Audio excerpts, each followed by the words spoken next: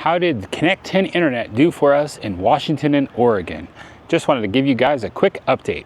I'm David with RV Family.Life. Lived in my RV with my family for the last 2.5 years. This one right behind me. We finished up our time in Washington and Oregon and wanted to give you guys an update on how the internet went while we were out there. We're currently mooch stocking with our friends Sean and Angie in Utah, which is beautiful weather here right now and great time to be here. And we want to thank so much Sean and Angie. Their YouTube channel is RVision Nomadic Living. If you're looking for seeing their adventures when they went full-time, they did 5 or 6 years full-time in their RV. Now they're more part-timers in the RV. But Sean also is a great resource for when you want to do maintenance actions to your RV or your truck. So let's talk about the internet real quick. ConnecTen Internet saved our bacon probably twice while we were out in Washington. The prime main one was LeConner 1000 Trails, which is up by Anacortes. We got in there and the trees were so thick, Starlink wouldn't hardly work. AT&T and T-Mobile were dead in the water. And one of the people that was helping me get back in, because that place was tight, he was like, oh yeah, my Verizon's just fine.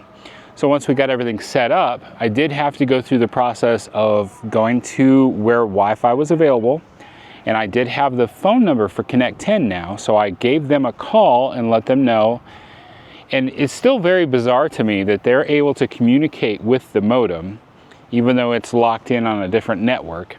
But they were able to get it switched over to Verizon, and it actually worked pretty well for 5 days. Day 6, I don't know what happened. It died. I had a lot of stuff going on, and I didn't get to deal with it right away. I had to call them back and ask them to try out other things, but they couldn't seem to make it work. It was very bizarre to me. I don't know if Verizon just went down.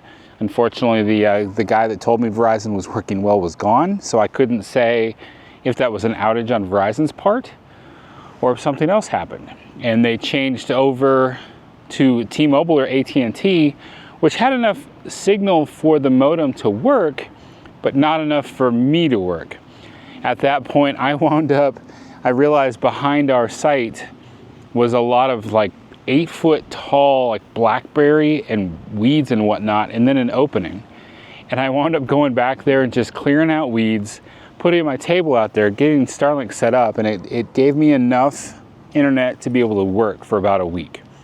So I wish I had known what happened there with Verizon to be able to say that that was good, because if it had stayed up and running that whole time, it would have been perfect. So kind of a positive story, just kind of weird as to what happened there that drug us down. Now, when we left there, we went to the 1000 Trails Seaside. I was very happy to be there because it was a wide open sky and Starlink was working great there. Didn't need anything else, didn't need any cell coverage. I knew we would be good there. And then when we went to Pacific City is a weird one based on the spot you get. We got a spot, it was wide open sky. If you've ever been to 1000 Trails Pacific City, the 1000 Trails Pacific City Park, there's a lot of trees and they can be very thick, and a lot of people can't get Starlink to work there. So it's very few that you could choose, very few sites. And we got one that literally was wide open sky. So Starlink worked fine.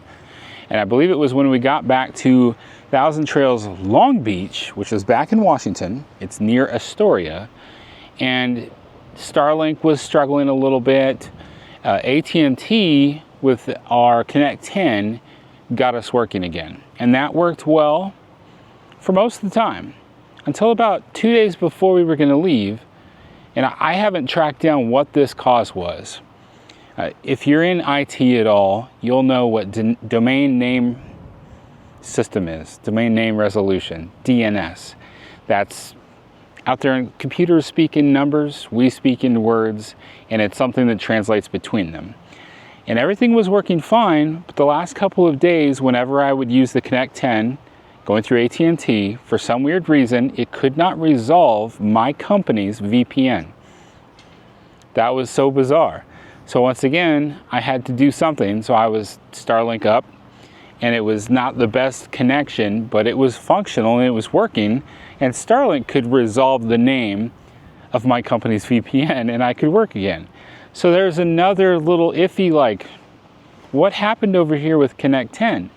I don't know if the DNS that it was set up to use going through AT&T at that spot couldn't resolve my smaller organization's VPN. I don't know what happened there. The next time we got somewhere where I needed to use it, which was Bend, Oregon, it worked fine. It worked fine going through the ConnecTen router through AT&T. So that might have been some little glitch elsewhere. So there's a lot of these little things like this that are just kind of little irks and little bothers that kind of find it bothersome for me to, like, I still can't sit here and say I recommend to you the ConnecTen router. It's a bit pricey for the $120 a month. The Wi-Fi still just seems a little sluggish and slow. I did a test of Wi-Fi's. The T-Mobile home Wi-Fi has Wi-Fi 6 and it just works a lot better. I think whatever's coming with ConnecTen is just kind of a lower grade Wi-Fi. So all these things are just kind of like irking me just a little bit. Now you probably are saying, wait a minute, didn't I come and watch you because you said this is the end in regards to the T-Mobile home internet? Very well could have, because that video has like 170,000 views now. So to all of you, welcome. Thanks for being around. I still have the T-Mobile home up and running. They are still talking about bringing that to an end as to not letting that function. There's a couple of young ladies on scooters and bicycles going by, so I paused it for a minute. T-Mobile is still saying that they're going to be doing address verification and not letting it work away from the verified home address. So we're hearing this. However, there are people leaving comments on that T-Mobile video of mine still saying that T-Mobile sales reps are still selling them the home plan, telling them it will work on the road wherever they want to go. So I think that's probably a lot of miscommunication where the executives and the marketing team and the sales reps at the higher levels are all working on this big plan, and they haven't disseminated everything to the actual sales reps that deal with the customers, and they don't have everything turned on to actually start blocking it yet. It's just not happening. But I've said this before, I will just keep that running for now. It's only costing me $50 a month, and everyone that's watching these videos about internet is basically kind of, YouTube is giving me enough money to cover that cost, and so I'll keep it running because I, like you, would like to know what's going to happen when that actually shuts down. What will it look like? What will the error be? I'm curious to know as well. So thanks for coming back to check up on this, and appreciate everybody that's watching these videos. We also do videos, reviews of RV parks. I'm working on the one for that Thousand Trails La Conner that I mentioned earlier. We like to do adventure videos. I just did our day trip into North Cascades National Park. That was a lot of fun. Very unexpected, beautiful national park that's nowhere near as busy as other national parks are. So if you're looking for that underrated national park trip, I recommend watching our video on North Cascades National Park.